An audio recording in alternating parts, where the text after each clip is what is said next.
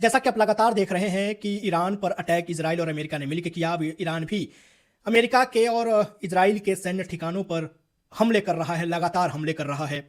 लेकिन एक सवाल सबके मन में है कि अगर ईरान के पास जो स्टेट ऑफ हुर्मुज है, हुर्मुज जल डमरू मध्य एक सकरा रास्ता, स्टेट ऑफ हुर्मुज इतना महत्वपूर्ण क्यों है? वो एक छोटा सा सकरा रास्ता पूरी दुनिया की अर्थव्यवस्था को हिलाने की ताकत रखता है, कैसे? दरअसल स्टेट ऑफ हुर्मुज, जिसको समुद्री जल डमरू मध्य सी स्ट्रेट कहा जाता है, वो ईरान और ओमान के बीच में मौजूद है और ये फारस की खाड़ी जिसे पर्शियन गल्फ और गल्फ ऑफ ओमान के आगे अरब सागर को जोड़ता है।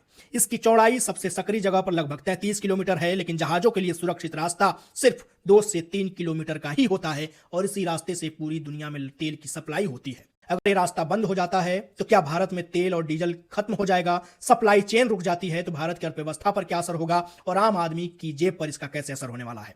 भारत के कुल कच्चे तेल का आयात का 50% लगभग इसी रास्ते से होकर गुजरता है और प्रतिदिन करीब 2.5 से 2.7 मिलियन बैरल तेल इसी सकरे रास्ते से होकर भारत में पहुंचता है।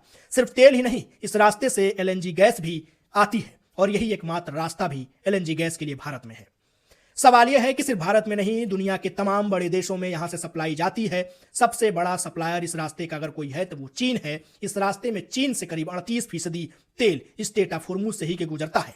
भारत में करीब 15%, दक्षिण कोरिया में 12%, जापान में 11%, यूरोप में 3%। लेकिन सबसे अहम सवाल कि अगर सप्लाई रुक गई तो क्या वास्तव में भारत में तेल की कमी हो जाएगी? ये सवाल सबसे बड़ा है, क्योंकि सप्लाई अगर रुक जाती है तो क्या भारत के पास तेल खत्म हो जाएगा?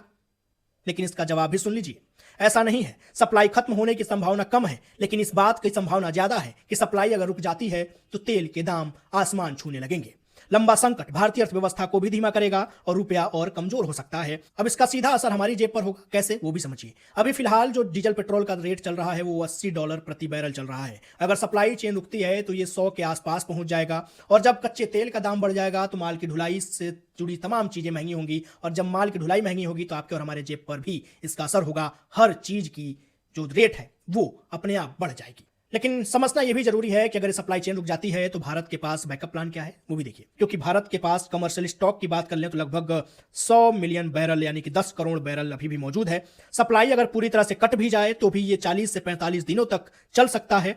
इसीलिए स्टेट ऑफ हुर्मुज ज्यादा महत्वपूर्ण है, सिर्फ भारत के लिए नहीं, पूरी दुनिया के लिए भी। तो ऐसे ही तमाम जानकारी, तमाम अपडेट्स मैं आपको देता रहूंगा। आप हमारे यूट्यूब चैनल को सब्सक्राइब करिए, इंस्टाग्राम पेज को फॉलो कर लीजिएगा। अपना का बेहद ख्याल रखिए। शुक्रिया।